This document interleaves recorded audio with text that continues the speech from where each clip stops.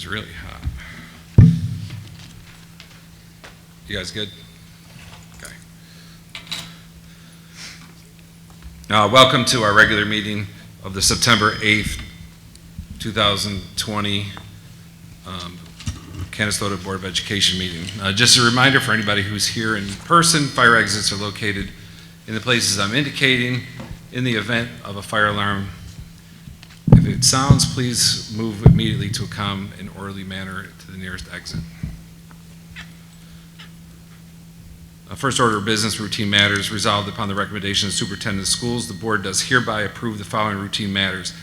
Board of Education minutes, August 11th and 25th, 2020. May I have a motion? So move. Second. Any discussion, corrections? All those in favor? Aye. Opposed? Carried. This is our first of two public comment periods of our regular meeting. If there's anybody who'd like to speak. Okay. We're going to have two presentations. We're going to have two presentations this evening. One on the updated plans with our superintendent, and also a presentation our fall athletics from our athletic director, Mr. Condon. Mr. Becerra, are you starting tonight? I will. Do you have a slideshow, or do you?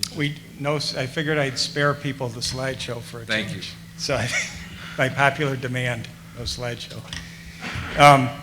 Just wanted to give everybody an update on where things stand after numerous reopening committee meetings, community meetings, staff meetings over the last several days. We're pleased that we are still on target for school on Thursday. We're looking forward to having our students back with us in the building after a long absence. A lot of the last really 3 days, we've had our staff members together, and so that time has been spent really talking about a lot of different things that will help us be positioned well for when students return. We're pleased to say that we're in good shape with in terms of responses. Overwhelmingly, the vast majority of our students are going to be returning to the hybrid model. At this point, we're still in the neighborhood of about 80% of our students will be here in person. Obviously, I can give you exact numbers once we actually get past our opening days. We know there may be some slight changes, but we don't anticipate large-scale changes. Also, just want to reiterate with people that it is a unique opening day, and that because our students are divided into two cohort groups, that half of our students will be here who are returning to in-person instruction will be here on Thursday. The other half, the other cohort, will be logging into their initial day of instruction. Because of that, today and again into tomorrow, there are specific times where families can pick up their Chromebooks. That's actually happening as we speak in some of the buildings. That's been published widely. It's on our, for those who are still wanting to access that information, they can always look right on our website as well, where those specific times when the Chromebooks are available. It's very user-friendly. You don't even have to get out of your vehicle. You can drive right up, and school staff will make sure that you get the Chromebook device. We'd recommend that everybody take care of that today and tomorrow. That'll just make opening day a lot smoother. Having said that, we realize that there are a lot of things going on. We don't expect everything to go seamlessly. There are going to be challenges. We try to anticipate as many of those challenges in advance. Every day we're working different problems and going over different scenarios. But we'll make sure that we get the answer. I guess we want to assure everybody that while we're not going to be perfect, I dare say that there's probably not any school district who's going to be completely perfect on opening day. But we believe that we have a good plan. We believe that our staff has done a great job putting the work in that needs to be put in to put us in a good position. Just want to reiterate a couple of things that I think are important in terms of the safety precautions that the district is taking into account. I already mentioned the fact that to make sure that we had the appropriate distancing in place, our students who are returning for the hybrid model are divided into 2 different cohort groups to reduce the number of students in the facilities at any given time. Also want to reiterate the fact that desks and individual workstations are all spaced at least 6 feet apart, or depending on the circumstances, some classes would require 12 feet or more in distance. There have been no cutting of corners, and that is in place across the board. That means that there may be people in places that they're not typically in, so want people to understand that as well. In some cases, teachers will be teaching classes if they need to have that additional space. We're not going to put them into a smaller area. We're going to make sure that we use the spaces available, so at times we'll be using this room or the forum room or the larger libraries or cafeteria spaces. That, to us, was just a logical thing to do, but there will be some, things will look a little bit different as far as where people are. We also exceeded the guidelines that was put in place by the state, and that the desks will be cleaned between each individual use, not just at the end of the day, but also during the day. Hand sanitizer is all over the place. Nick Campbell and his team have done a great job of outfitting the district with hand sanitizer stations all over the place. You don't have to move very far without finding one. The distancing markers are also in place throughout the hallways in each of the buildings.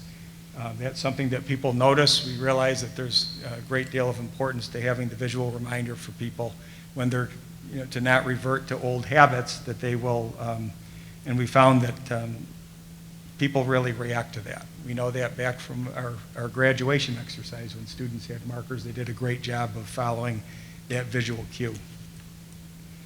Masks are also worn by staff and students with allowance for breaks in accordance with the state guidelines as well.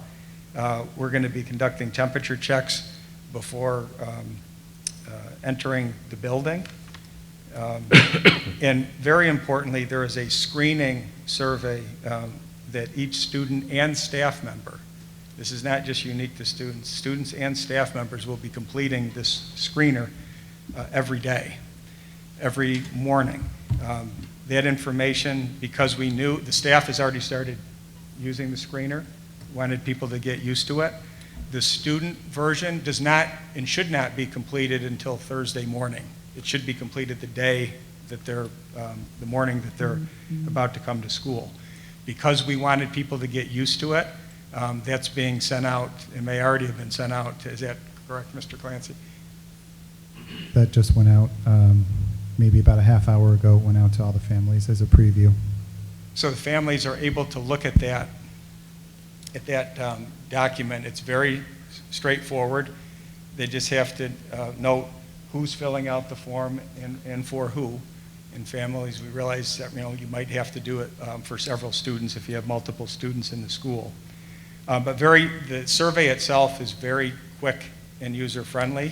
It just asks you questions related to or regarding if you have symptoms that are associated with COVID-19, and those symptoms are noted on the form.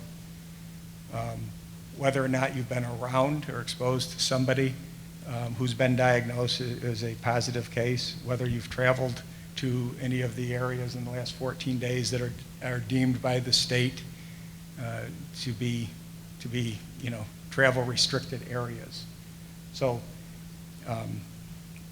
those are the questions, and a lot of them are very straightforward, and I anticipate that as people get used to the survey, they'll do it almost second nature. It's not going to be a very difficult thing. For those who, I think the vast majority of people are going to just want to fill that out electronically. That's the preferred, probably an easiest method for people. For those who don't want to, they still have the ability, again, correct me if I'm wrong, Mr. Clancy, but I believe they can print out if they want to use hard copies, so that's available as well. The critical piece is that that's done every day. because that's a key component. That's something that schools around the state are doing. It's something that we're required, in fact, to do. And so we need to have that baseline level of information and know that students have been assessed and they are in a good condition to come to school. What were you going to say, Mr. Clancy? I was just going to back up what you said. A paper form was mailed. The paper form is identical to the online form, and that can be printed at home and can be submitted at school when the child comes to school. And I believe if people want to just make their way through, because I was doing it again a minute ago, they can go all the way through, just put some response, and then back out of it if they're wanting to go through each layer of the survey. Exactly. So they can click through the survey. I think there are in total 6 sections because it does ask for the student's name and the person who's filling out the form and the building. There's some additional information. Yeah, they can click all the way to the end and just not click submit, and that'll give them a preview of the questions. That will be sent to families each morning, just as a reminder, through email, and then we'll have them posted on our website as well.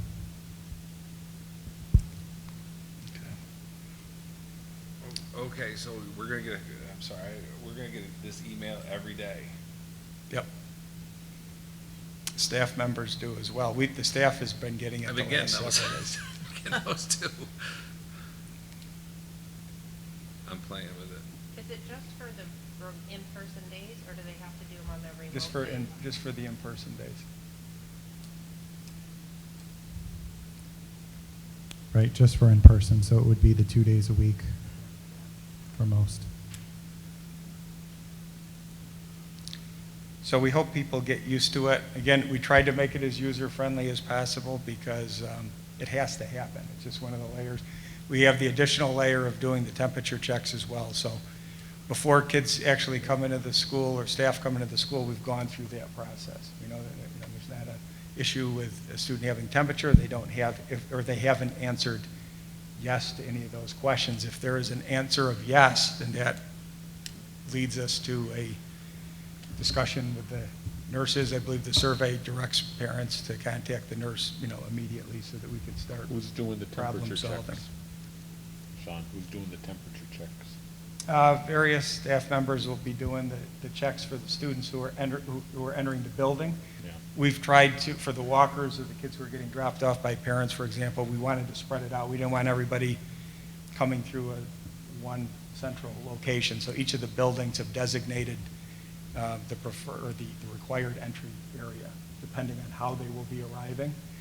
The students who are getting off of the buses, they're going to have the temperature check as they're leaving the bus by the transportation personnel, since they're right there. That's good. That was the logical way to handle that.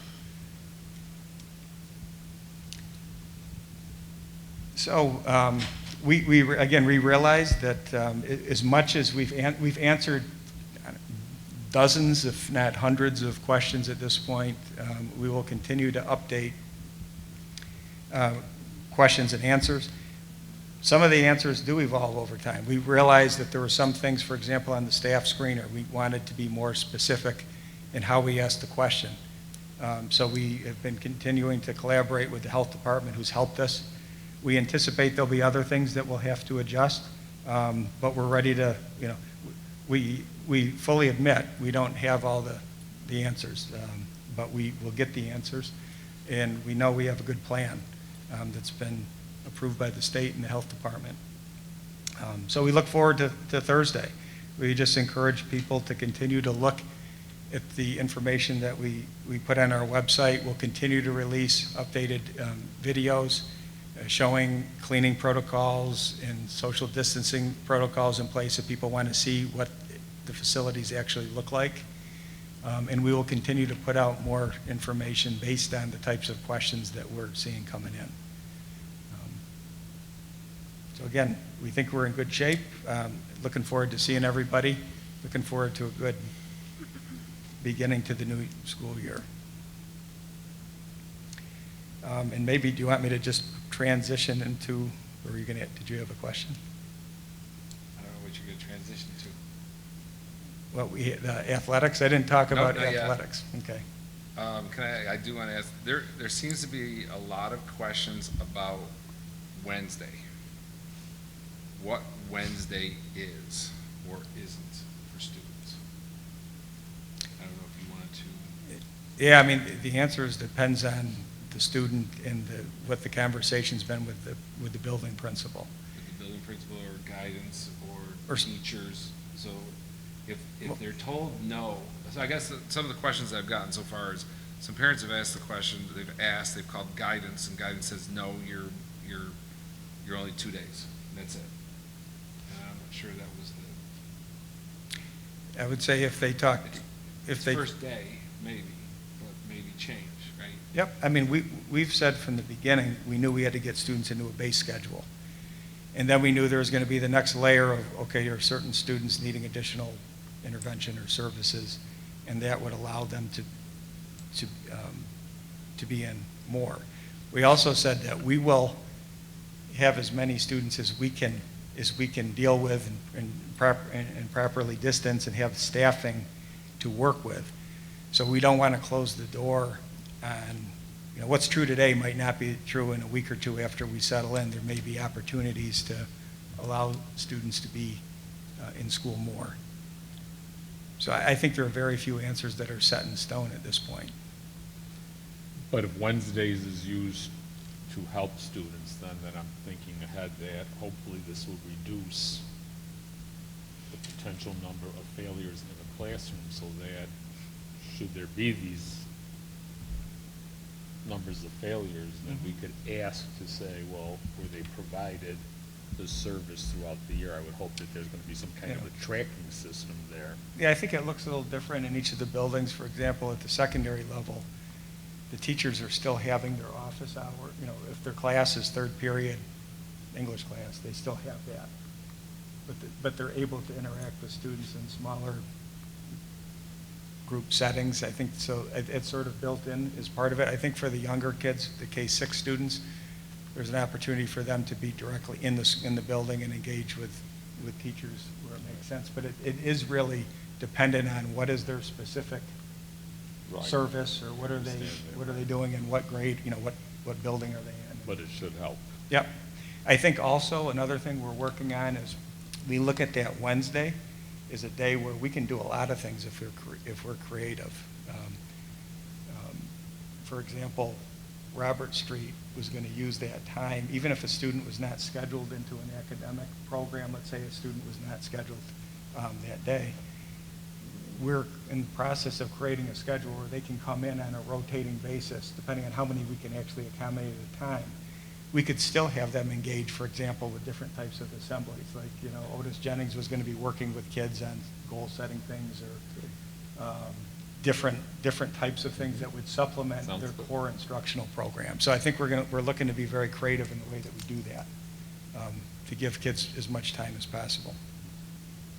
So just for a point of clarification, just to fill out what Bill was asking, some of the questions I've heard are similar about what the concerns are for Wednesdays and the structure. But I think some of the other concerns is that it's been identified as a day for special help, whether you need additional academic support or whatever it may be. The one thing that was concerning to me was a couple parents brought up as, well, does that mean Wednesday's a day off? That if little Billy doesn't get contacted by the teacher, is Wednesday a day off if the teacher or guidance or whomever is involved has not set something ahead for Wednesday? My belief is that Wednesday is not a day off. I agree with your answer. But Yeah. I think that's It's the not a point day of off. clarification I think we need to make is, I think in some of the initial readings, a lot of the parents were under the impression that Wednesday was identified as special help. I'll call it a resource day for lack of better terminology. That, if your child wasn't in one of those, they weren't getting AIS or, some kind of services or something, that Wednesday was sort of a bonus day for catch-up. And if little Billy was caught up, guess what? Wednesday's a day off. And so I think we just need to make sure that we're clear that Wednesday isn't a day off. It's just it's a day of sort of kind of realigning things. Yep, it's a day that was intended to be a little more flexible to do what needs to be done, but I agree with you, it should not be viewed as a day off. So Right. we need to make sure that we're doing a good job of clarifying that to people, which we will Luckily, we to don't work have on. Wednesday that's live until next Wednesday. Yeah, we have a few days to get our act together.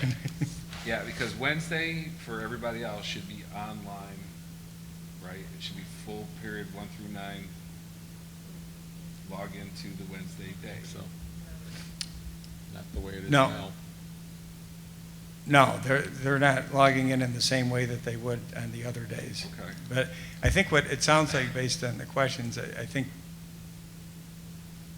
maybe a summary document of the Wednesday and what it looks like at the different levels. That might be good, because I know some parents have kids at different levels, and it might look different by design at one level or another. So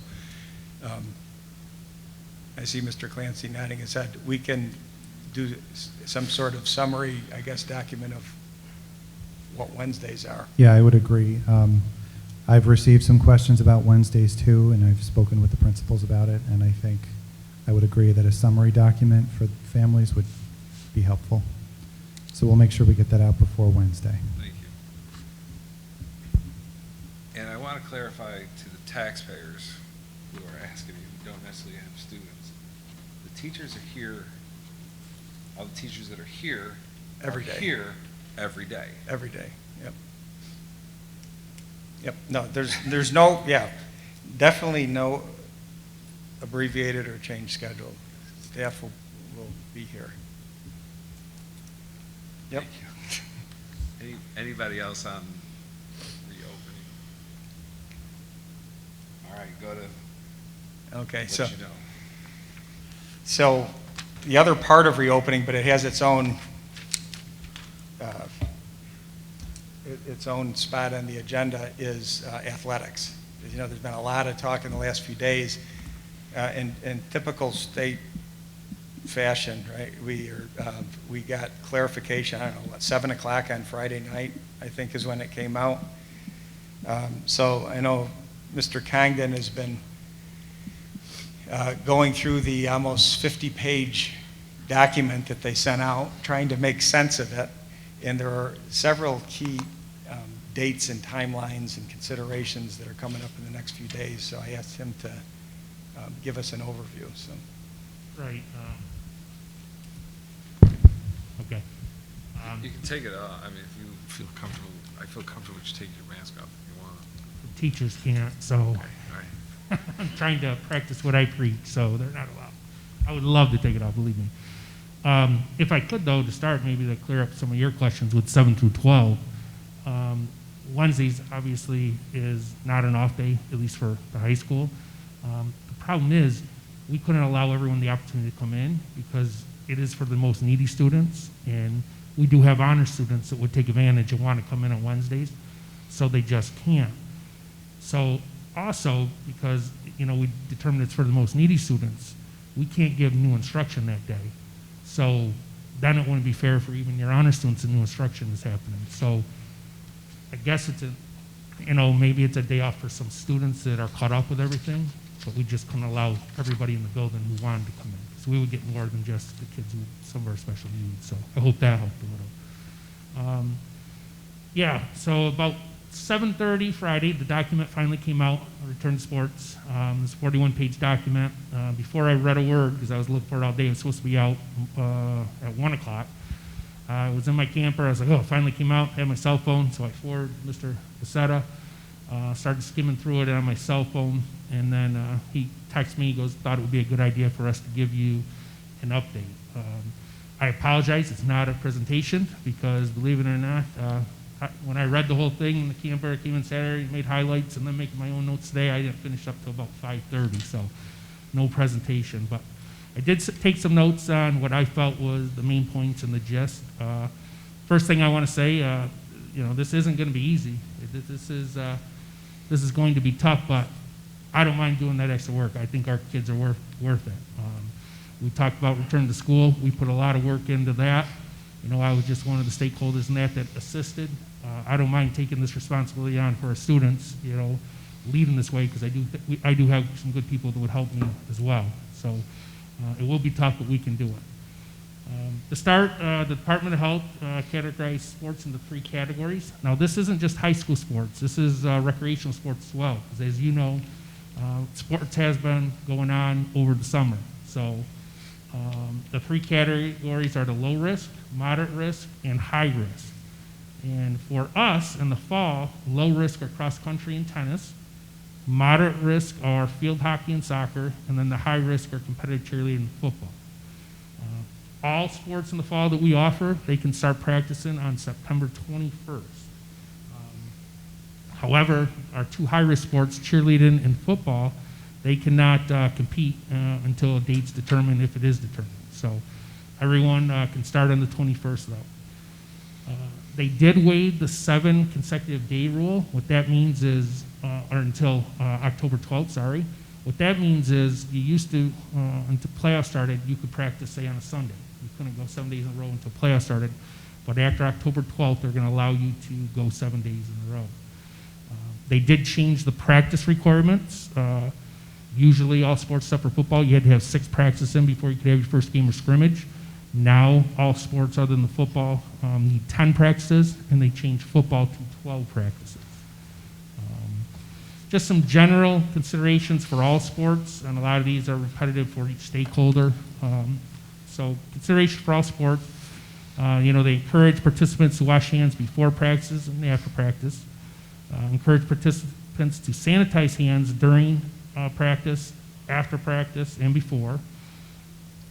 We have to clean and disinfect frequently touched surfaces and equipment, including balls. So if you're a soccer player, our coaches will have to, if we're going to keep using that same ball, we will have to clean those.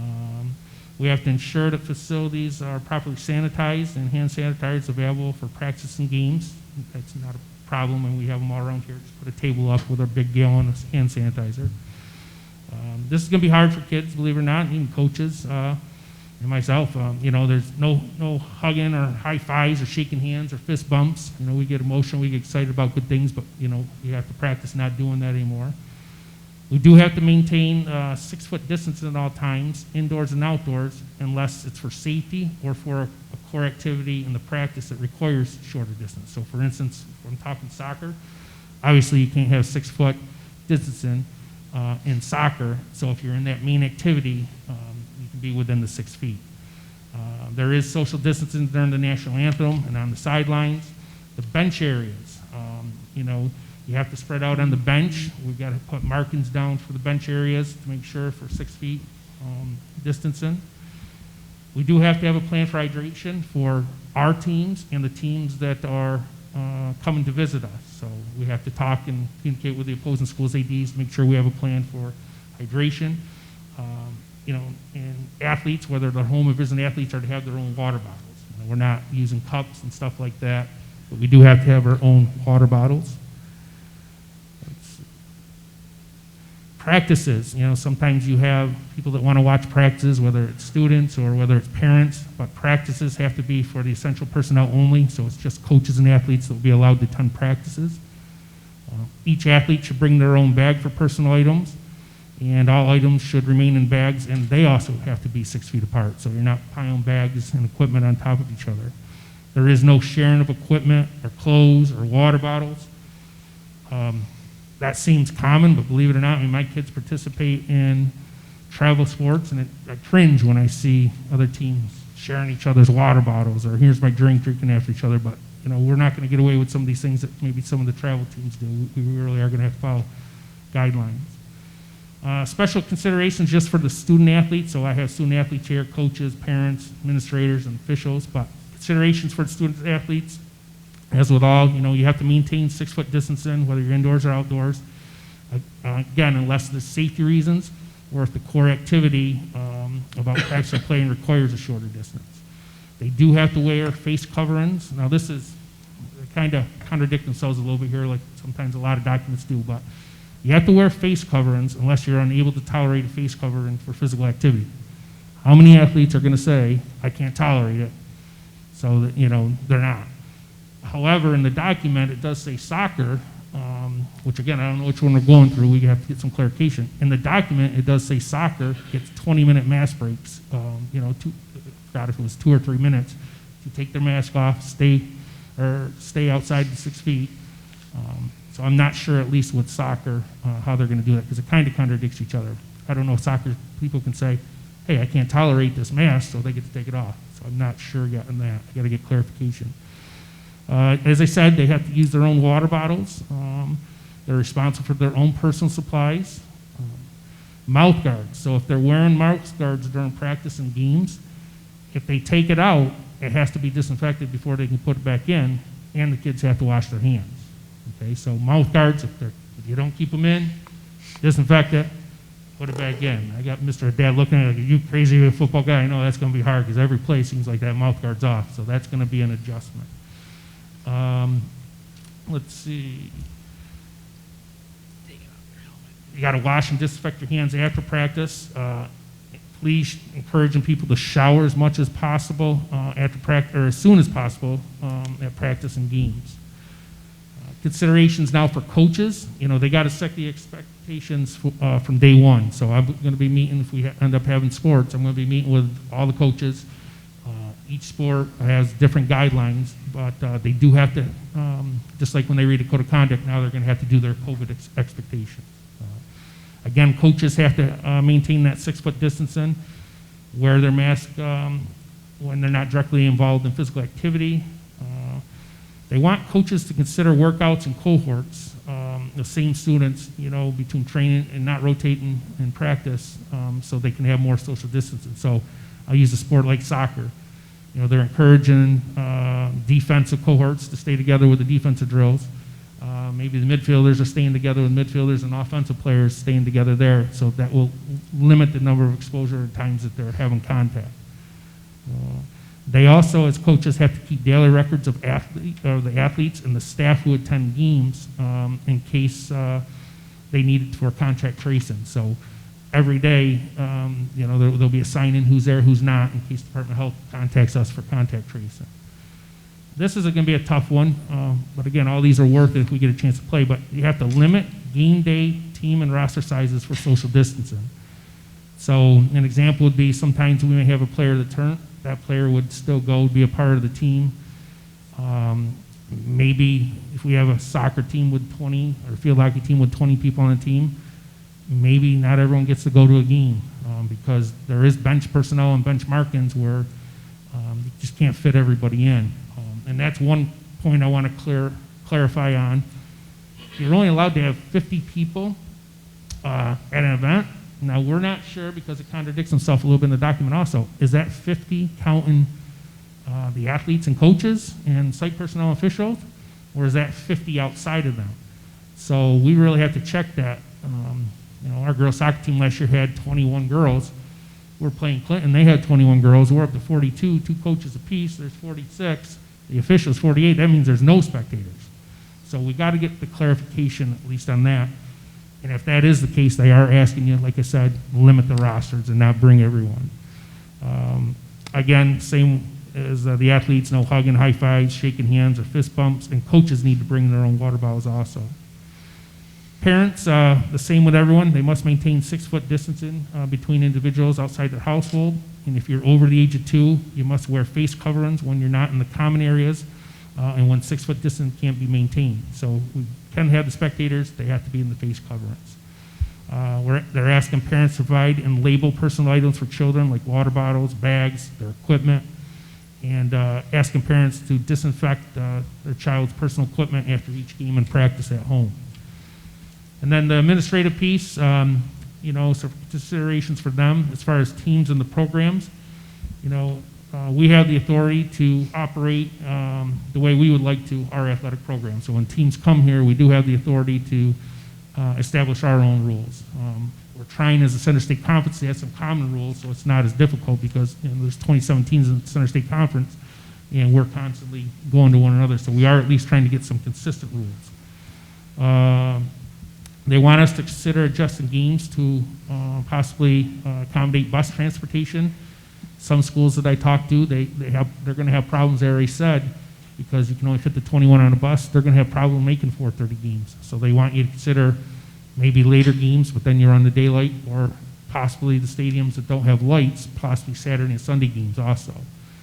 And I think that's why they waived the 7-day rule once we get started in games.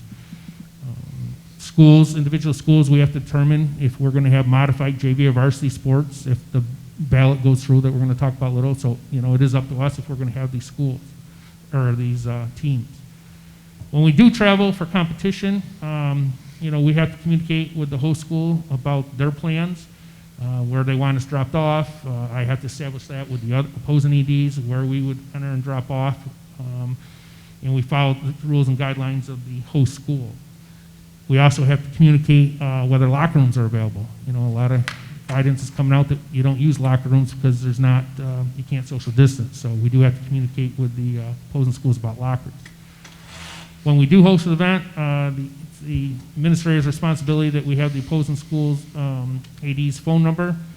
They are recommended that we have senior nights at the beginning of the year, because if we do get to start, we may not get to finish. So they're recommended if we have the senior nights, have them at the beginning of the year. As far as coming to our building, procedures, guidelines, we have to establish parking, where to enter, what equipment the visiting team may need, whether they have to bring their own water or where we're going to supply it, how many players on the bench that we can accommodate. So with social distancing, like I said, we had 21 girls soccer players last year. An opposing school may not be able to accommodate at 6-foot distancing that many people to enter the game. So those are things that we have to communicate.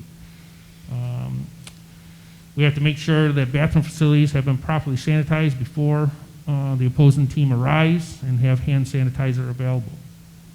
The officials have some considerations that I wrote down as well, but please know they're not responsible for the sidelines as far as making sure and fans are social distancing or wearing masks. That's the school's responsibility.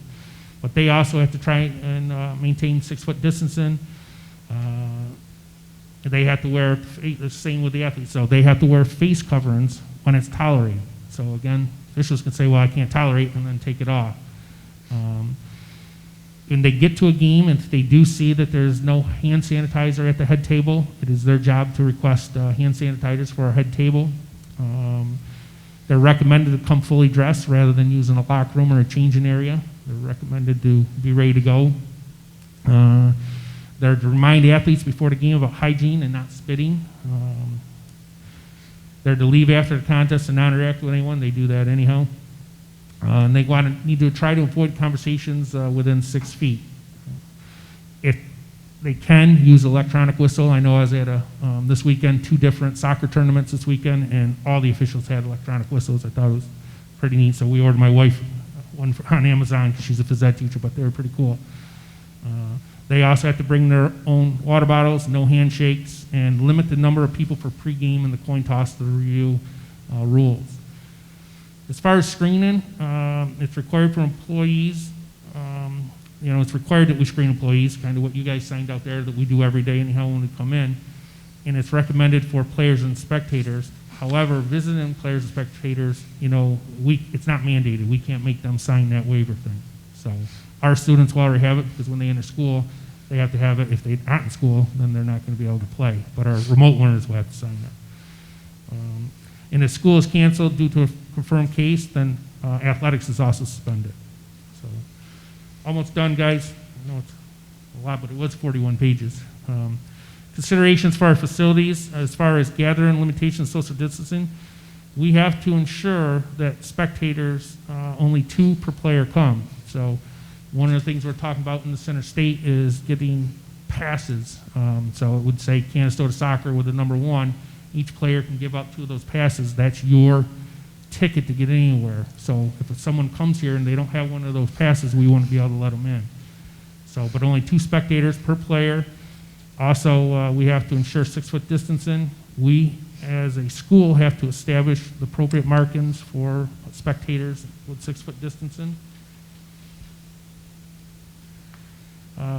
We have to ensure that no group exceeds the established gathering size for our region. So right now we're at 50. Again, we got to get clarification. We have 50 with athletes and 50 with spectators. That's not known right now. We have to ensure that all people are wearing masks in the common areas and when they're closer than 6 feet. We also have to mark the fields for social distancing. We have to try to eliminate bi-directional traffic, so we don't want people leaving and people coming in, so we want to try and eliminate the passage or passing.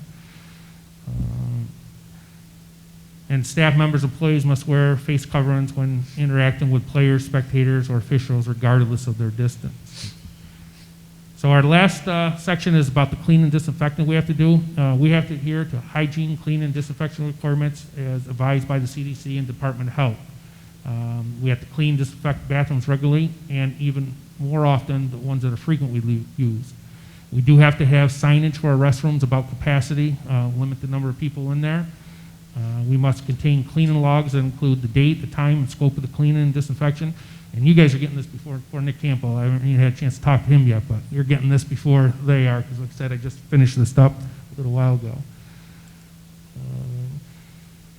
We must provide and maintain hand hygiene stations. So as Mr. Becerra was talking about earlier, how inside we have all these hand sanitizers. We're going to need them outside, for hand washing, our bathrooms out there.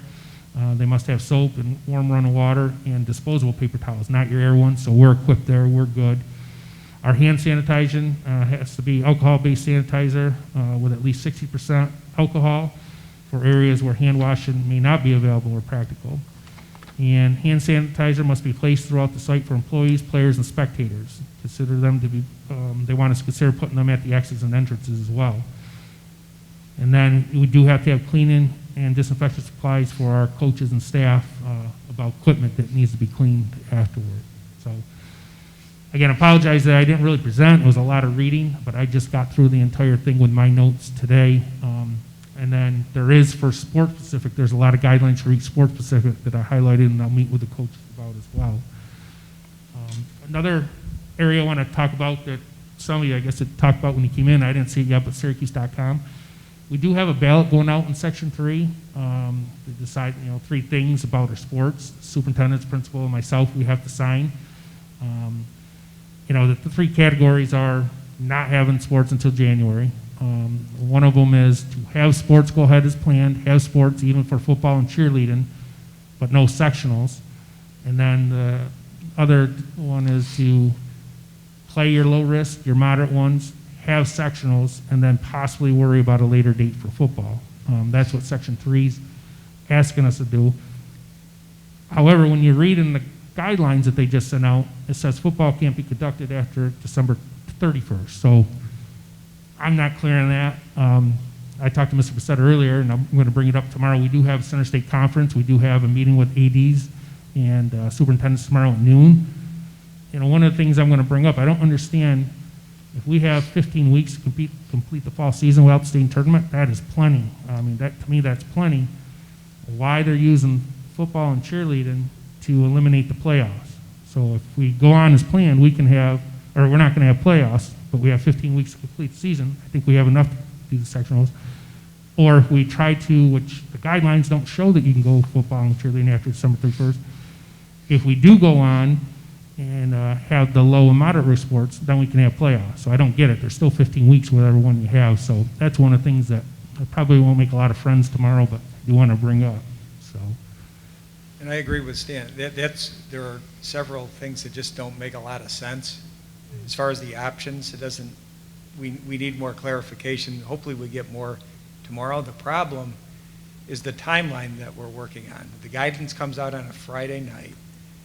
So, we're trying to make sense of the documents.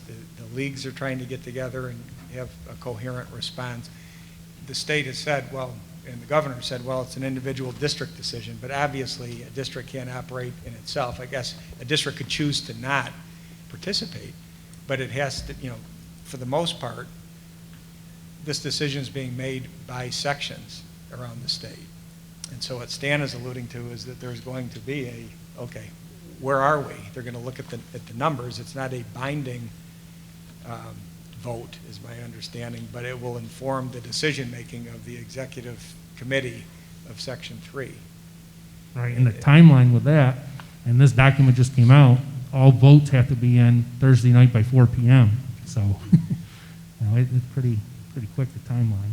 So that's some of the difficulties, which again, hopefully we're getting more answers to, but when decisions have to be made this quickly, when the guidance just comes out and there seems to be things that need more clarity, it's a tight turnaround, and I think that is what is causing some districts to be concerned with the timeline, to say, can we do all of the laundry list of things that Stan talked about that have to be in place? Can those things, some districts are asking the question, I think, can these things be done on this timeline?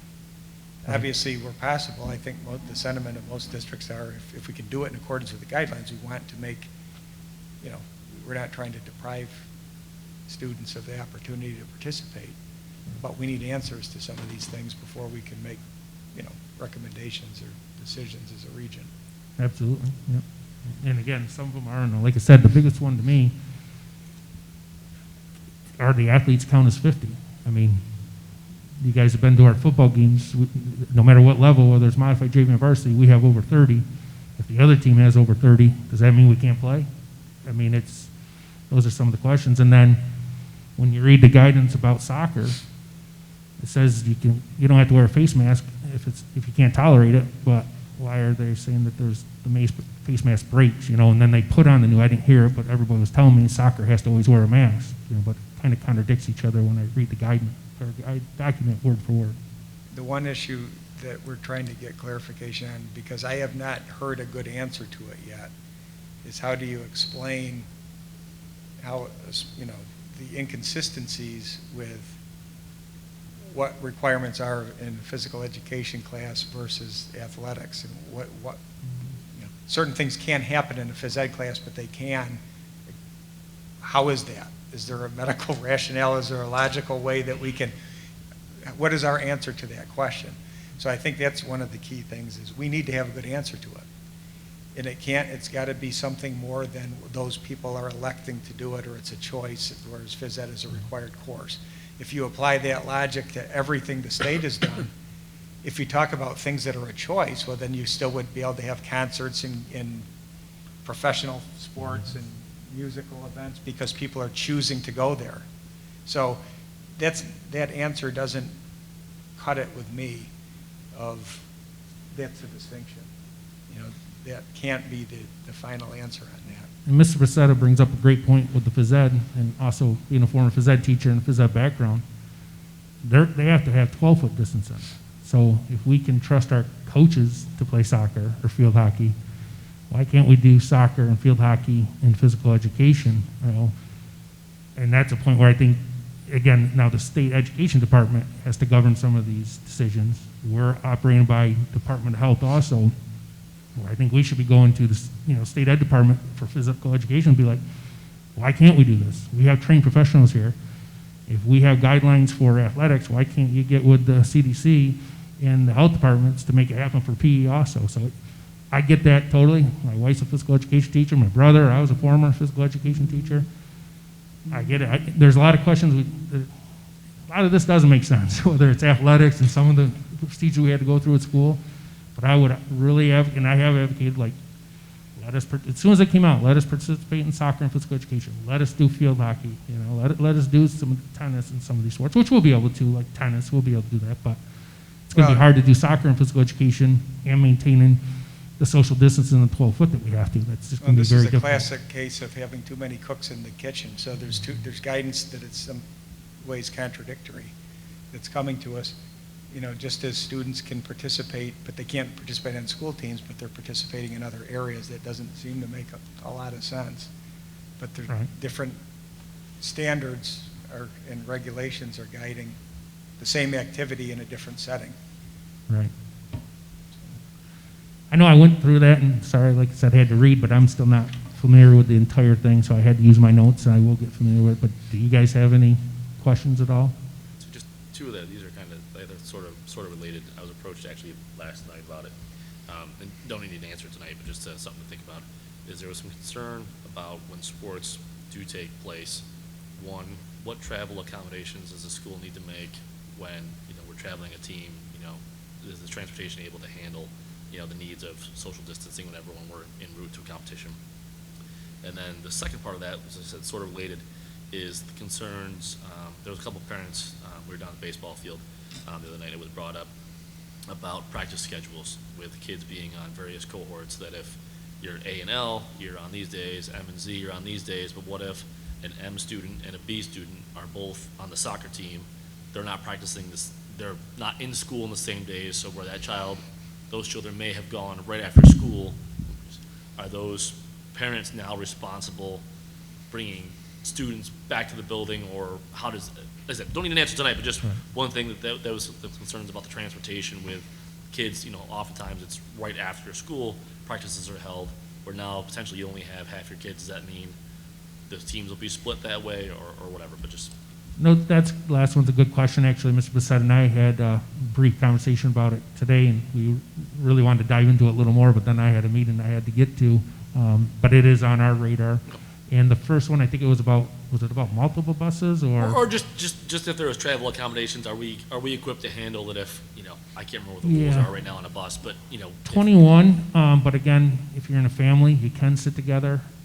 I've been thinking about that actually for a while, for months after I knew it was 21, talking to Cindy.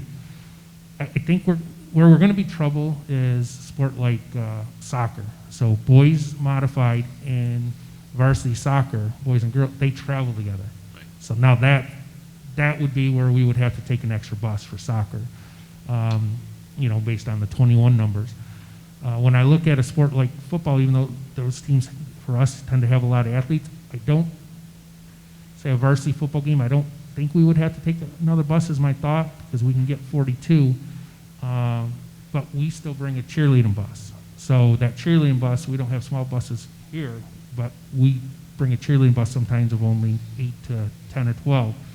They usually leave an hour later than us, but because of the times we win, we probably would have to travel together like that. What we do have going for us, even though we don't like to do this, and talking to many other schools, so what some of the other schools in Lauren's question are doing, they're now trying to get a policy saying that parents can drive kids back and forth. We've had that policy for, 8 years probably, where, a parent can, so that helps us as well. However, a roadblock for that might be, say Tracy is going to take her kids to soccer, and she's willing to take her kids, so that frees up the bus. But now when we get there, Tracy has 100.1 temperature, or now Tracy can't even enter because we have 18 kids on our soccer team. They have this many. So is Tracy taking her kids to the game, now can't even watch the game, and bringing them back? So at least with the policy, we already have that where we can travel back and forth. Some schools aren't, but those are some of the questions we have. It's like, what do we do when the parent has a temperature? So we're only allowed 21 athletes and coach on the bus for traveling? Yeah, right now that's what we can. And that's the same standard For as coming regular transportation for for to students school, during yeah. the day, So which is one per seat unless they're family members. right, and like I said, with soccer, the way the schedules are, they always travel together. So not always, but for league games, that they travel together. So. Is it potentially our fall sports, if we started playing, we would start with games, competition would start the first week of October, and when we go, they would have till like end of November? Well, the 21st, so, the guide, I don't know the exact date, but it's 15 weeks from September 21st. So they are giving the fall season 15 weeks, which is a long time for fall. So, and that's with no state tournament, so you don't have to worry about a state tournament, and possibly even sectionals you may have to worry about. So, That's what we're trying to get clarification on, because originally our understanding was, we knew that there wasn't going to be state tournaments. We knew that based on the guidance from weeks ago. But we still thought that there would be potential for sectionals to be incorporated into that. So that's what it seems to be. And don't worry, Tracy, I would still advocate that, to me, that's only one sport. Let's take 2 buses. We always take 2 buses to track because our numbers are so high. So I'm not sure if we would be able to do that financially, but I would still advocate, well, let's take 2 buses. 2 questions. Hopefully I have answers. Let me go to maybe the hardest question. Are we bound by Section 3? If Section 3, you guys do this vote, it is not within our liking, are we bound by that? And is it something that we can do a local league or put something together ourselves? That's a great question. Believe it or not, the Center State we're asking that on a lower level.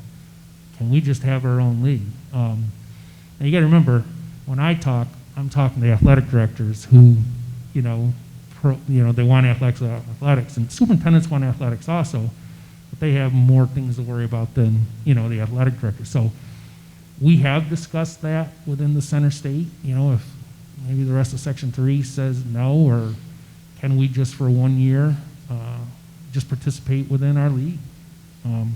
If Section 3 says no, I don't know. That would be hard pressed for superintendents to, you know, that would be a hard decision for superintendents if Section 3 says no, to say, okay, well, now we're only going to go to Section 4. But then when you look at the guidelines, it's not till like October 19th that you can travel outside your section. Well, not even so much that we would go to 4, but we would create our, like I Own league? said, our kind of, yeah, so we work out with neighboring schools that we want to participate in different sports things that's not sanctioned at all by Section 3, and we do our own thing.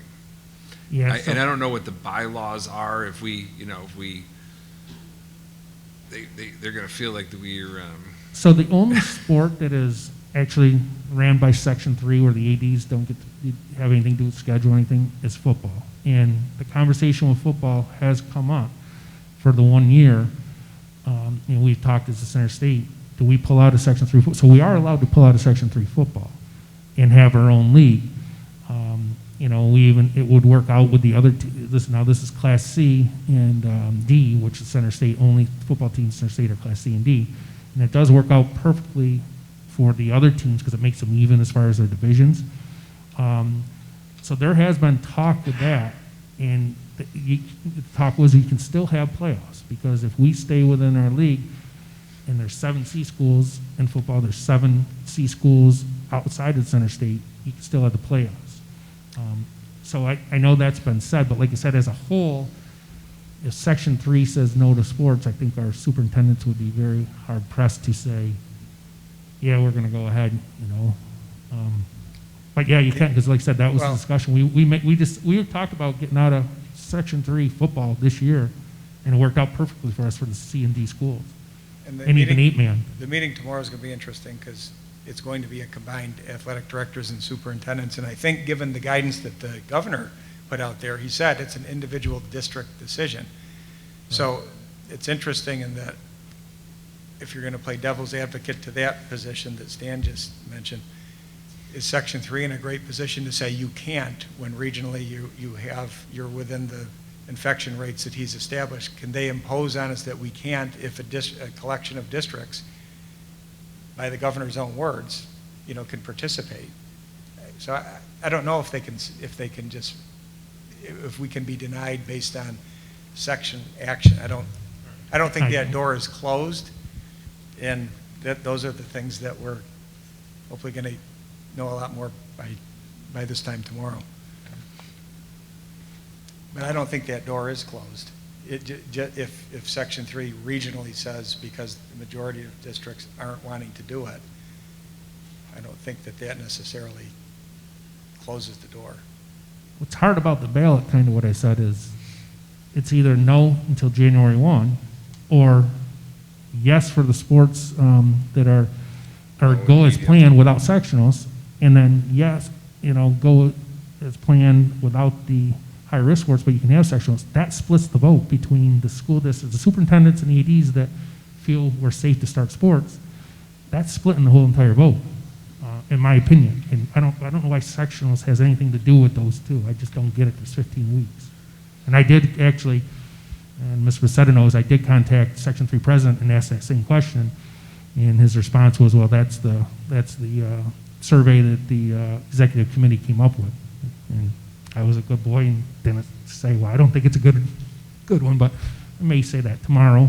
A couple members are on it. So. actually, Hope that was the hard question. that was the harder question, but who funds Section 3?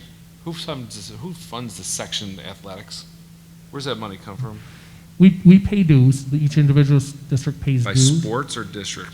By the number of sports that you have. So each district, so when we send in our Section 3 dues, it's based on the number of varsity programs that we have. So every year it's a little different, and every team in the section does that. But they also generate, and this is why maybe they decided not to have sectionals, who knows? But we don't have to like go to things for basketball and football to the Carrier Dome. You don't have to go to these big, huge places to still have sectionals. But they take the revenue from the semis and finals on, so they make some money on some of the high attendance sports as well. So. And I mean, I'm going to maybe withdraw my other question is I was wondering if you were to give me what the area schools, if you're hearing any feedback from them, maybe without naming schools, what's the overall, because you got to have somebody to play. If you don't. Yeah, there's 27 schools in the Center State Conference, so we actually did do a poll with all that. You know, we've been meeting, discussing all these things. Out of the 20, now again, these are athletic directors though, so we have a little bit of different perspective. Out of the 27, there was one that said they wanted to wait till January. He's not a full-time ED, he has other responsibilities, so wasn't sure if it was more because of the work or not. And I don't understand because they did have 8-man football. And then there was one that's kind of was on the bubble, but their superintendent is really pro sports and well respected even by me, as a mind of athletics also. And talking to their AD, saying how their superintendent's on the bubble. But again, some of these decisions, I don't know if it's more sometimes school related. Like I just read a lot of things we have to do. It is a lot you have to do, but I'll find a way to get it done if I gotta, and some of them don't have answer. One of the reasons that superintendent brought up was exactly what Lauren said. What do we do with these remote students? How are we getting them here? And my opinion, that's an individual district's decision. That superintendent also said with this 20% reduction, he doesn't know how much money he's going to have for athletics. Well, is that going to change in January? Because that's one of the things he's proposing. Every school's different with how much money they're given to, the athletic program. So, I don't know. If it's safe, which I feel it is in Madison County, if you pay attention to things, I think we're pretty safe, but we do travel to Oneida County as well in our league. If it's safe, my opinion is we play well. I mean, I'm at a tournament 5, 6, 7 days a week. I'm at athletics now, and I don't see numbers rising, So, but it's three of us. It's Mr. Altabello, Mr. Passetta. We're going to sit, and again, Mr. Passetta, tonight you can talk to him. Obviously, the superintendents have a different perspective as well, and I get that. Tomorrow's meeting is going to be very interesting, like I said, because you do have ADs and superintendents coming together for the first time about this. So. Looking forward to an update. Yeah. Tomorrow. Yeah, it should be an interesting meeting. I don't think anybody's going to be dozing off in the meeting. I think it'll be lively. Yeah. Well, I appreciate it, guys, and like I said, I apologize. I do a lot of reading. I just got to get more familiar. Yeah, I with just myself. have one, sorry, it's Mr. not Kazan. directed to Mr. Condon, although I do have to compliment you on taking the 41 pages and, summarizing it for us. You must have had some outstanding English teachers in your past. Wonderful, and they cross-curriculate But you very did well start- with social you did studies. start, They and did. I don't know if you can answer it, or you did start your presentation with commenting on trying to clarify something that Lauren had raised about the opening plan, and your clarification for me made it even more troubling, because now I'm leaving with the idea that we really don't have a plan right now as to what's happening on Wednesdays. And I'm just hoping that, this will be a further discussion going on, but that we know, in case parents do ask us, what is actually happening on Wednesdays, because I left with the idea that there are going to be a lot of Billies who are not going to be doing anything. And I'm thinking, being creative and all, why not, since, we're so into literacy right now, what a wonderful opportunity perhaps that every department, I'm talking 712 maybe, that every department assigns like a book that every student has to read per grade level. They would be in charge of that book, so English might have the first 6 weeks, maybe social studies would have the second 6 weeks, but it would be something at least that the kids would have to do, so we are assured that everyone is doing something on those Wednesdays, and that there is something that is not, where a lot of kids are not just staying home saying they're all caught up and they don't have anything to do. I'm very, very concerned about this Wednesday now, so I'm There's a hoping- plan, I guess, Right. to clarify, there's a plan and that kids should be engaged every day. Okay, but I, K-12. It would look different potentially at different levels and depending on their need. And it also is probably not as, I mean, the base schedule is what it is. That's, okay, you have the 4 days in person and remote. By the nature of the design of it, there's more flexibility, and that's going to involve probably some adjustments over time. Like I alluded to, for example, some of the opportunities that are being put together now and will be announced to parents. You know, Okay, but for parents- example, parents do have For this- example, we'll have the ability to have some kids coming in and participating with things. Obviously, we know families need some advance notice. But we're going to try to do as much of that as we can. and But there will it's be a just- log of all these things occurring. and who's Yeah, I mean, we'll have attending to, and- have calendars out. Because that's what notify people parents in are very advance. concerned about that. So I'm just saying that I left with your comment, okay, and then when Stan clarified it, got more. My concerned. clarification wasn't very clarifying. Stop clarifying. Yeah. I got very concerned It about would, it. The words I didn't don't make want- it through the mask well, that's the problem. yeah. Just saying. So what was that? The words didn't make it through the mask very clear, that's what it was. Yeah, and the teacher's gonna probably, you know, I think We it's would like to okay have- that you're wearing that mask, Mr. Condon, you're fine. we would like to have everyone coming in, but like the example I use is what my kids say, my kids are doing well. Well, you don't have 100, so you can get better. You know, my wife and I were gonna push our kid to come in, but because of the social distancing, you know, the student, they have to communicate, and the family has to communicate with the teacher, because it would not be fair if my kid is doing well and I want them to come in because they're at a 95, say, because then it's taking the spot of someone else that may need it more. So that Wednesday, like I said, is a communication for those most needy students. I don't know, Mr. Alcabella, to put you on the spot, but did you want to talk more about the Wednesday, at least in the high school? You know? Yeah, sure. Wednesday in the high school is kind of modeled a little bit after our wet period.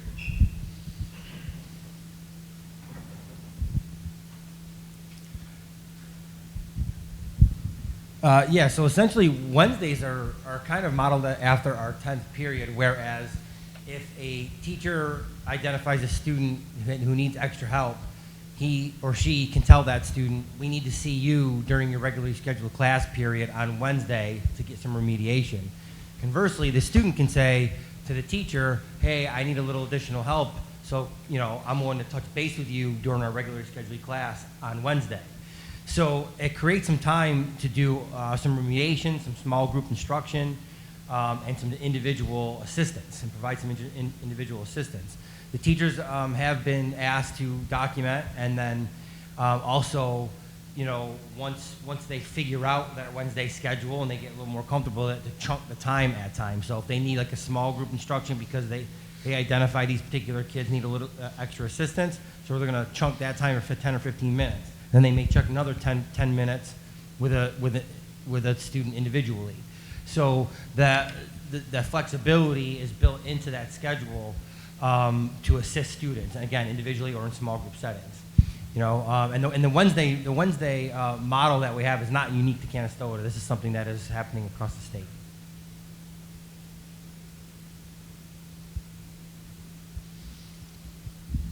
We'll look forward to the summary. Okay.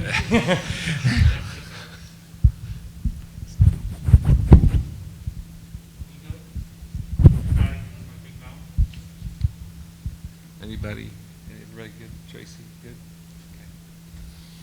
Thank you.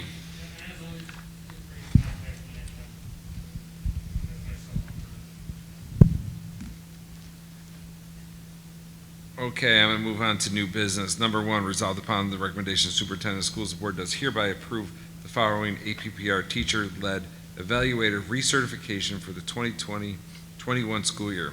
Jay Altabello, Stanley Condon, Andrew Kennedy, Michael Festino, Robert Tobby. May I have a motion? So moved. Second. All those in favor? Aye. Opposed? Carried. Resolved upon the recommendation of the superintendent of schools, the board does hereby approve a $50 donation to the district from Raymond Grimaldi. May I have a motion? So moved. Second. Discussion? Want to thank Mr. Grimaldi for that. All those in favor? Aye. Opposed? Carried. Resolved, upon the recommendation of the Superintendent of Schools, the Board does hereby approve the Special Patrol Officer Agreement with the Village of Canastota for the 2020-21 school year. May I have a motion? So moved. Second. Any discussion? Just a point of clarification, this is the formerly SRO position, Yep. correct? It's just a title change. That's correct. I believe the title actually was changed last year, it's just not the term that people generally I just. are used to. Yep. All those in favor? Aye. Opposed? Carried. Resolved, upon the recommendation of the Superintendent of Schools, the Board does hereby approve the policy 5305, protection of students, teacher, and principal person information, data security and privacy. May I have a motion? So moved. Second. Second. Debbie. Discussion. Lauren, anything? Just some wording changes to keep up with some of the latest happenings with mobile and remote learning. It's policy, it's been on the books, just some various wording changes, really is all it's there. And districts had to make some adjustments based on the 2D law. This is the that's 2D come stuff? out. Is this the 2D? Right, because some things had to be in place, on a timeline. That's why we had sort of fast-tracked the conversation. It moved up the policy meeting prior to last meeting's, or last board meeting, just to make sure that we were comfortable in being able to make those adjustments and to make sure that our policy reflected the 2D requirements.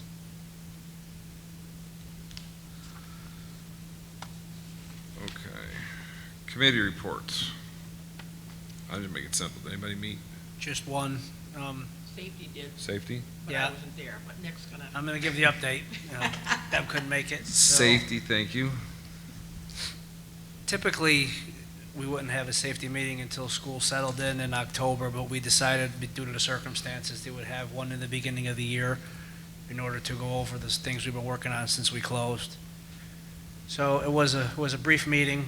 Jack Angrisano, our safety officer from Madison Oneida BOCES, was there. He talked about various things like the beginning of the school year training that he does, fire inspections, visual inspections, water testing for lead. Of course, the topic of COVID-19 was discussed by several members of the safety committee. And, we wanted to make sure that everyone was aware that the guidance we go through is the Madison County Department of Health. We're not a hospital, we're not the health agency. We follow the guidance through them when it comes to anything related to COVID-19 in the future. We just discussed the district-wide safety plan that we approved, our capital project updates. Our capital project is going to be going on as planned. Nothing is stopping that. We're waiting to hear back from the state whether or not they approve it, and then we will continue going forward with that. So I just wanted to let everyone know if they saw any of the engineers or architects or anybody around that's because we're still moving forward with that. I wanted to reiterate the district-wide procurement of PPE and how much we have spent, and how much we continue to have to get. We probably spent close to $150,000 to $200,000 so far on PPE, and I would estimate that we spend $500,000 by the time it's done. This includes everything from masks, stickers on the floor, the new things that come up that we have to get, spray bottles. I mean, you name it. I could talk probably for a half hour on all the things we have purchased to make sure that our staff and students are safe when we start school.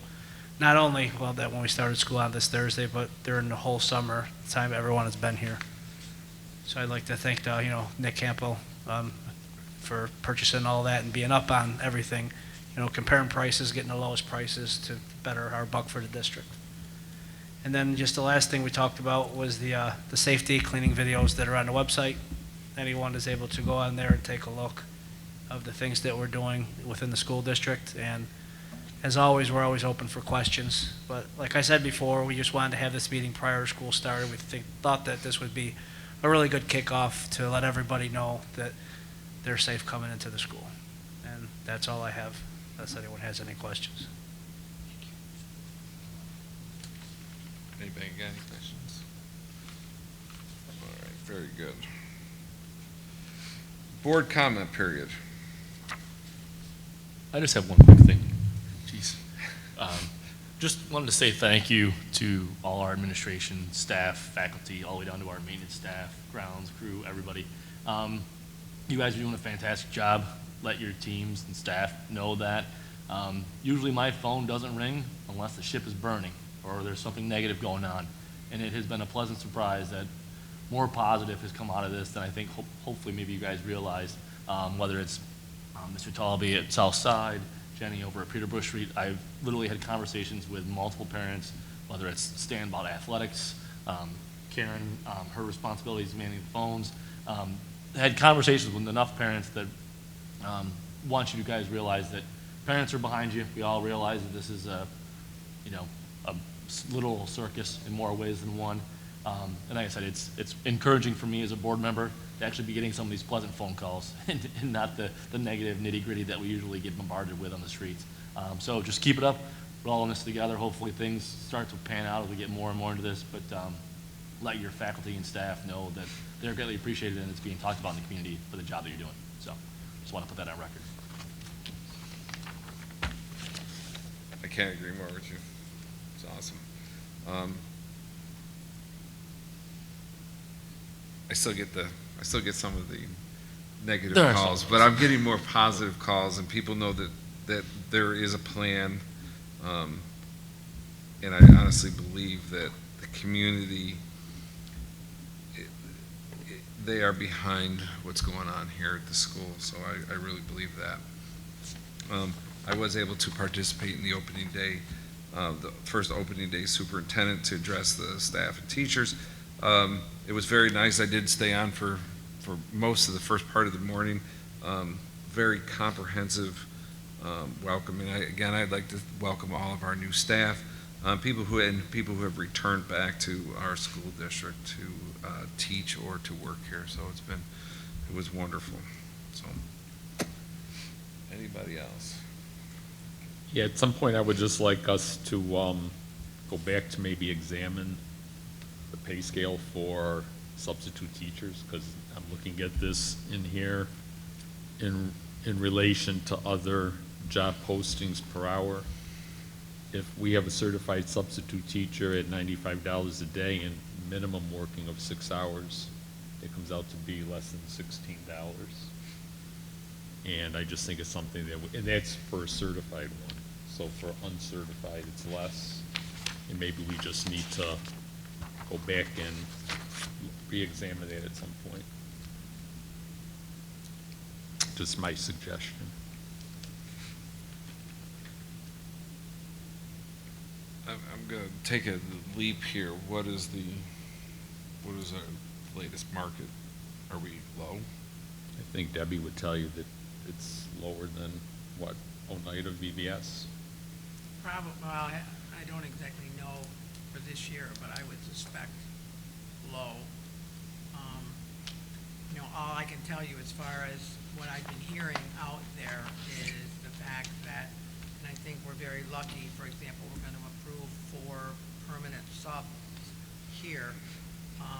Subs are going to be incredibly sparse throughout the area. That's what I'm hearing. And, I haven't heard about anybody else basically doing the permanent subs as we are doing. But again, that's one of the things that I have heard, that substitutes are going to be very much needed throughout the area, and they just are not. I mean, they weren't out there last year. Well, it's going to be worse this year. And that's kind of what I'm hearing. So I think we have to see how this, our permanent subs comes down and but to me, that's kind of a good thing that's happening. Because I think other people are going to be scrambling. Is that BOCES data we could get for what, or is that just word of mouth to see where everybody? I will tell you, in the past, we understood that there was supposed to be some kind of superintendent, shared a little bit about where everybody was at regionally, so that, you know, nobody was poaching from everybody else and people being stuck. So I don't know. I'll just leave it like that. Yeah, I I think mean- we're dangerously close to some personnel type of stuff. And Right. I don't want to get too deep in that. Yep. Yeah, and I mean, but I would say in general, I think it is an important point that we saw some of the problems coming and we tried to address that with the permanent sub. We didn't really get a chance to fully utilize that because when we did it last year, then shortly thereafter, we ended up being shut down. So we're really going to look at this closely. I think it is going to really be a big help to us to function. We have people who know the district, know the kids, know the staff, and can you know, take over classes much more seamlessly than somebody who isn't familiar with the district. But I do think that the challenge is widespread. I know we will be talking about it regionally at our CSO meetings, you know, of where are people. We do share that information. But it is competitive because people want to hang on to their subs, and it is sort of it is a competitive environment. That's why we like the idea of locking up some of our regular people, so we at least have a base to work from.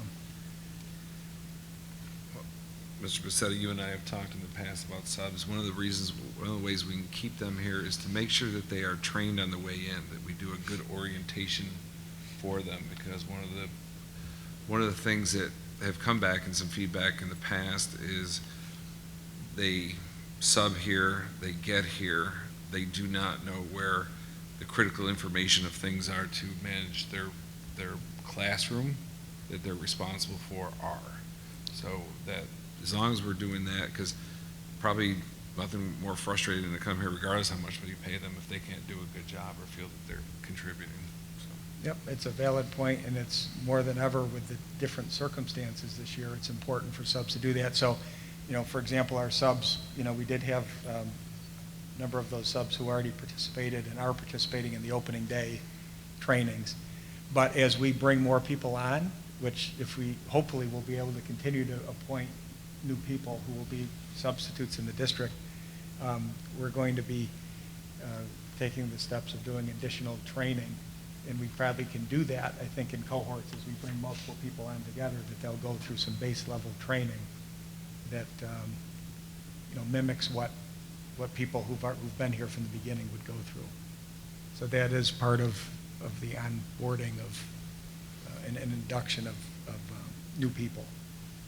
And I'm just gonna say, just because I obviously are in different area districts, it really, really makes a difference to basically have your subs welcomed, thanked, you know, thank them on the way out the door, thank you so much for coming, stop in to see them and make sure that things are going well, because I'm telling you, that is, as far as I'm concerned, that is one of the most important things that I come across in the area schools, is the fact that, you know what, and maybe it's just because subs are so needed, but the fact that, you know, it really, really makes a difference as far as whether or not you want to go back again.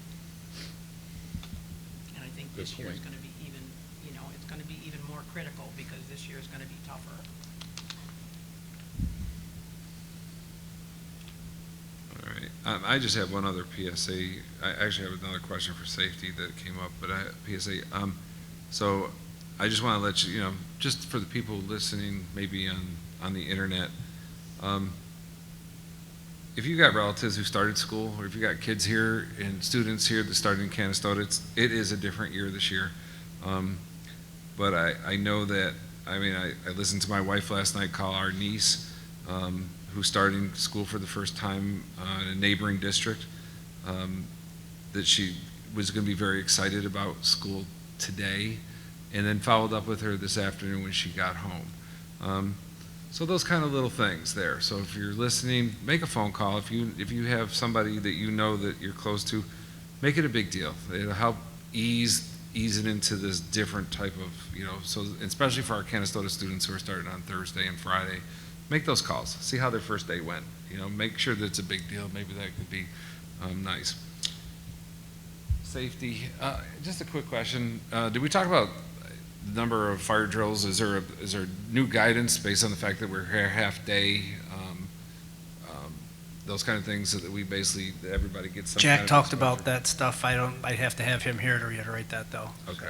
Basically, though, the standard remains. They've incorporated allowances to be able to do drills differently if you're doing a limited number of classrooms, for example. So those are things that we're working with the Health and Safety Office at BOCES, because we also need to make sure that kids are prepared to react in real situations. So we appreciate the leeway, I guess, but we're also concerned with the fact that we still need to prepare kids if it were a real situation. We believe that we're covered in the sense that if it's a drill, we need to get out of there. Masks need to be on, and at that point, because we can't ensure necessarily social distancing in a real event. So we are working through that, but we're also trying to distinguish between what is, we need to teach kids to be prepared as well. But we're still required to do it as we have been, and I believe the number is still the same as they've been in previous The years. frequency looks different. They want you to do one a month. So even in the winter months, you still have to do one. So I'd have to have Jack speak on that. I can't speak on it any further without being accurate. Thank you. Anybody else, board-wise? Okay. I do like it when we're all together. I don't want people behind me. Superintendent's report. Okay, well, again, I would just say it was good to see our staff members back in the last few days. I think there was a collective sigh of relief from a lot of people, at least the impression I got from conversations I've had with a lot of people. I think they were glad to get back and see their colleagues. Obviously, there's some, everybody is anxious to get school underway. I think it was a nice mix of the last several days and going into tomorrow, where it is a mix of the normal things that you would do every year. Some of the routine types of presentations and trainings we've been doing that, mixed in over multiple days with training specific to dealing with the COVID situation. So it's been a mix of dealing with the reality that we're in and also revisiting some of the things that we just always would do. But it was nice to have it spread out over more days. I think that allowed people to settle in more. Again, we know it's not going to be perfect, and so we're ready to adjust. We're ready to continue to take the feedback that we get from all stakeholders and make our plan the best it can be. Well, we talked about one of my favorite subjects, sports, already at length. One of my other ones that I always note is food, and I wanted to give you the final numbers. We were close to it at the last meeting, but we didn't have the final numbers. But our final total number of meals served since the March shutdown period through the end of the summer pickup period.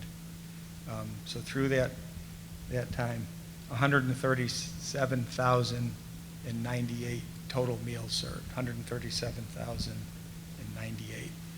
So great work by not just our transportation staff, who did a great job of getting meals out, our cafeteria staff, members of our buildings and grounds crew, and various members from different roles in the district that have just pitched in and done great work to make sure that our kids are fed. Yeah, a lot of our hall monitors in the classrooms, library, aides, everybody, really pitched in tremendously, and there's not a district around that can compare to our numbers and what we did for our kids.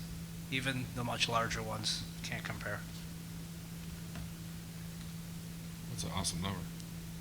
So, speaking of numbers, an update just in the last 2 weeks, we're excited about the start of our educational foundation. We also mentioned that, this is something that we'd wanted to do, members of the district and the school community wanted to do for for a number of years. And it's significant now because we're official.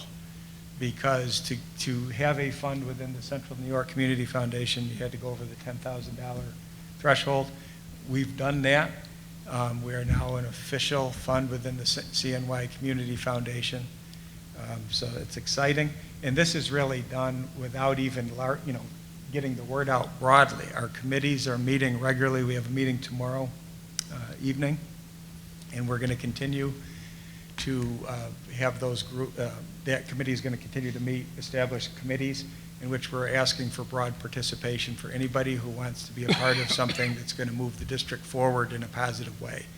So there'll be more information coming out about what those committees are, what their work is, and when they're meeting. So opportunity for a lot of people to participate. And finally, just a preview of next, at our upcoming board meeting, after we get through the opening day, and the dust settles on the first few days, we wanted to make sure we turn our attention and not forget the fact that we have we are a district, an identified district by the state. And there's been a lot of work in recent weeks and months working on those plans. And so we knew that tonight was probably not the night because we were focused on reopening, but we'd like to do that at the next meeting to provide an overview of what are our specific district goals and targets, both for the Robert Street plan and for the district plan in general. So we look forward to presenting that. And finally, attached to that is at the October board meeting, we'd like to be able to do a overview of the district goals and priorities that are being worked on in the buildings. There's a lot of work that has to happen in the next few weeks. We want to be able to share that because we know it's important to have very clearly defined goals that we can continue to refer throughout the year to make sure that we're holding the bar high and doing the things that we need to do. So those are just a couple of the things that are on the horizon that will be coming up at upcoming board meetings. And that's it. Any questions for the superintendent? Has the state been on the target school? Have they been back? Are they engaged? We meet with them periodically. They've met with us by video conference. I don't know, Mr. Faustino, I don't know if we actually have a next date yet with the state.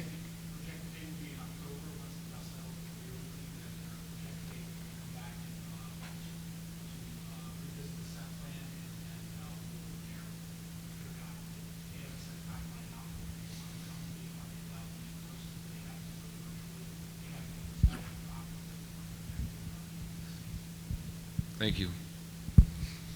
Any other questions for the superintendent?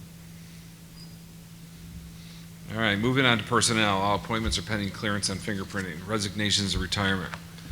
Resolved that upon the recommendation of the superintendent of schools, the board does hereby accept Catherine Lawrence's letter of resignation for the purpose of retirement as a food service helper effective August 25th, 2020. I have a motion.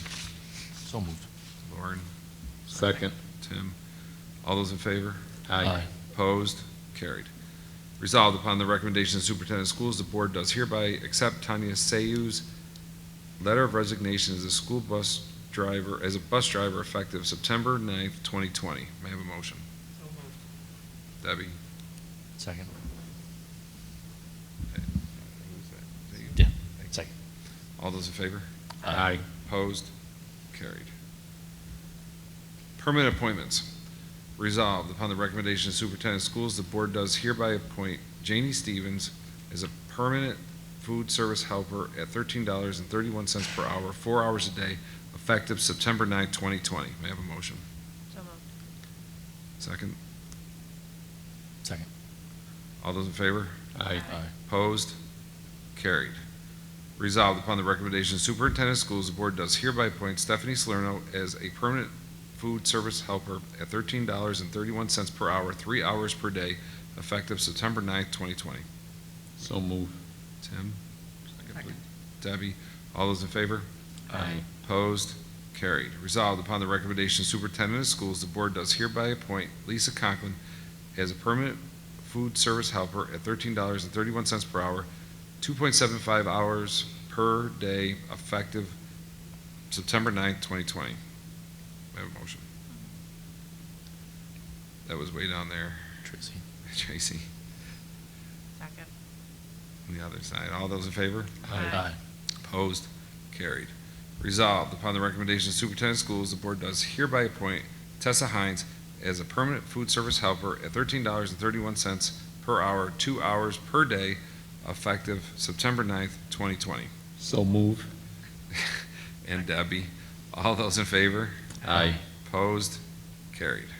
Resolved, upon the recommendation of Superintendent of Schools, the Board does hereby appoint Penny Hoyt as the permanent bus attendant at $16.17 per hour, 4 hours a day, effective September 9th, 2020. May I have a motion? So moved. Is your Tracy. microphone on, Tracy? Let me get you closer to that, because I can't hear you. And Debbie, you can second that? Yes. All those in favor? Aye. Opposed? Carried. Resolved upon the recommendation of Superintendent of Schools, the Board does hereby appoint Janelle Powell as a permanent bus attendant at $16.17 per hour, 4 hours a day, and as a permanent school monitor at $16.17 per hour, 2 hours per day, effective September 9th, 2020. May I have a motion? So moved. Kathleen, Second. Debbie, all those in favor? Aye. Opposed? Carried. Resolved upon the recommendation of the Superintendent of Schools, the Board does hereby appoint the following permanent substitute teachers at $33,000 for the 2020-21 school year: John Cobb, Jeffrey Abraham, Melanie Henderson, Mona Rizzo. May I have a So move. Tim, Second. Lauren, all those in favor? Wait a Aye. minute. I have Oh. a question. Can I have a question? Maybe. Well, my, Personnel related, so. yeah. right, but I thought we were gonna, is there something that says something that happens if we go virtual? Is that part of a contract? I mean, and I thought we talked about that. You know what I mean? You know what I'm saying? Or are they hired for the whole year regardless?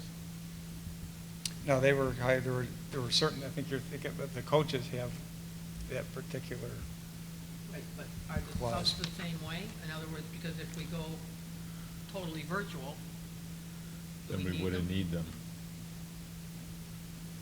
Does that make sense? yeah, no, they weren't appointed in the same way because they were still gonna, they weren't in the same, appointed in the same way as the coaches. In other words, we need those positions based on the need that we have without being too specific about some personnel issues. I can be more specific, but not in this Oh, okay, setting. because it might be, if. If we need to Because talk, they're here this, because we're having teachers come in, correct? well, if we need to have more clarification, we can maybe, Yeah, We you need to can, talk you- about it you- another time. we can, I'm gonna make sure I got this right. We're gonna table this for an executive session. Yes. the appointments, you're saying? Yeah, but to do this right after this and then come back out and finish it Okay. after we get to any of the clarification, because, yeah, we're dangerously close in talking personnel Okay. type things. So I need to rescind the motion. I'm gonna ask for a motion to table it temporarily to the end of this. We're gonna continue on with this. I don't wanna go run into executive I session. make a and come right motion back to up. table item G under personnel recommendations until after discussion in executive session. Can I get a second? Second. Okay. All those in favor? Or any further discussion? All those in favor? Aye. All right, we're gonna bring this back up into executive session to get some clarification on this.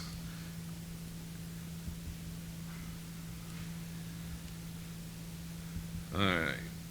Moving on to H, resolved upon the recommendation of superintendent of schools, the board does hereby appoint Tanya Sayu as a permanent cleaner at $17.38 per hour, effective September 10th, 2020.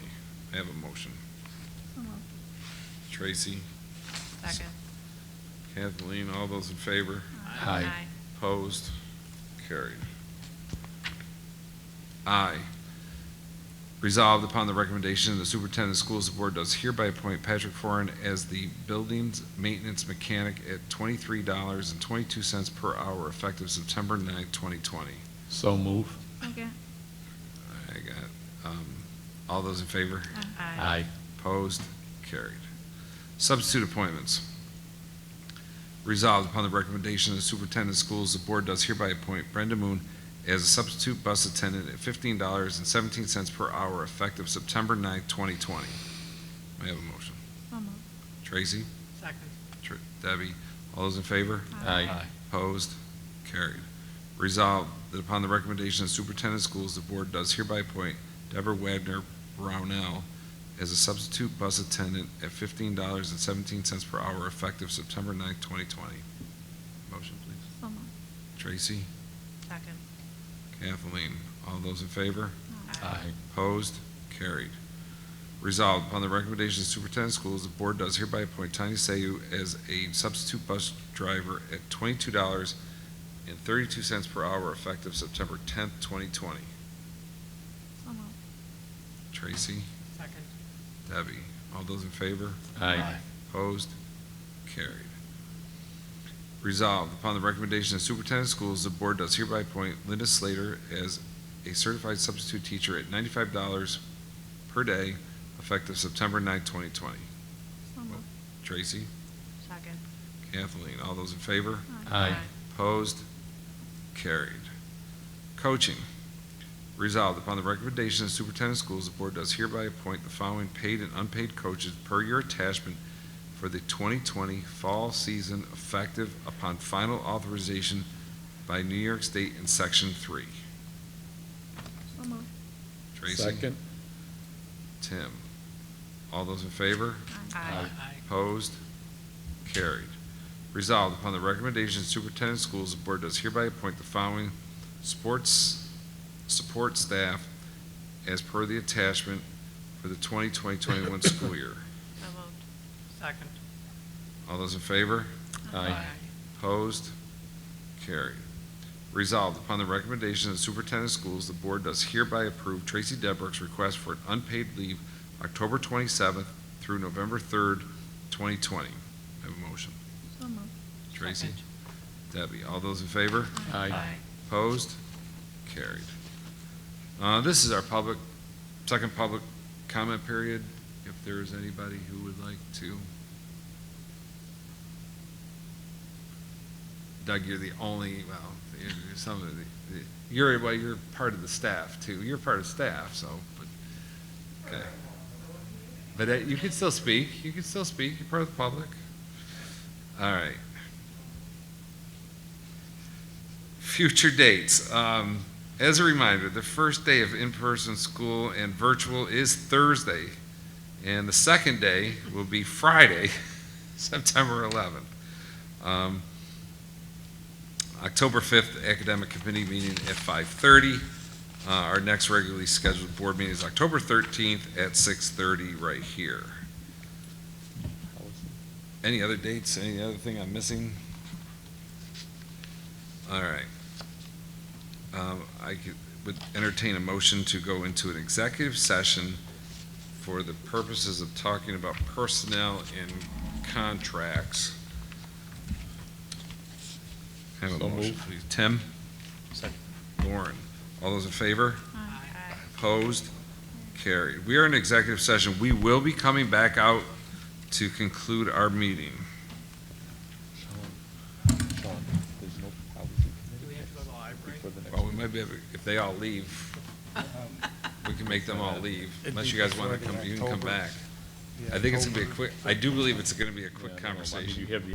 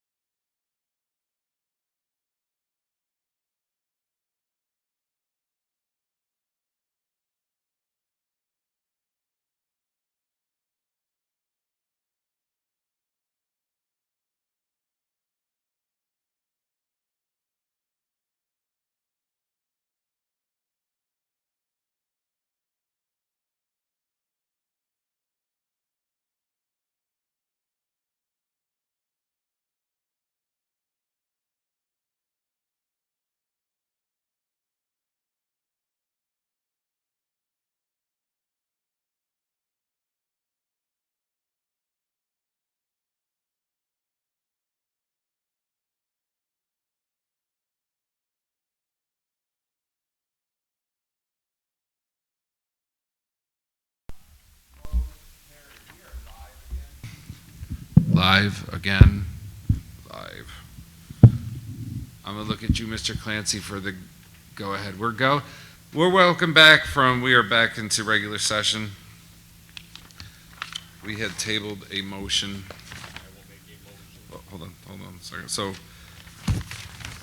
just to bring people up to speed, we tabled, under our personnel recommendations, 2G, in reference to the following permanent substitute teachers at $33,000 for the 2020-21 school year: John Kopp, Jeffrey Abraham, Melanie Henderson, and Mona Rizzo. Mr. Bizan had made the initial motion.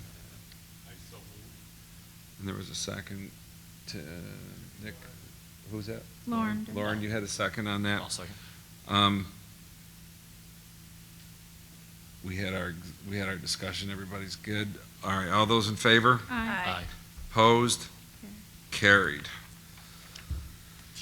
With that, I would like to make a motion to adjourn. So moved. All those in favor? Aye. Aye. Opposed? We are adjourned. Thank you very much. Our next regularly scheduled board meeting is October 13th at 6:30. Thank you.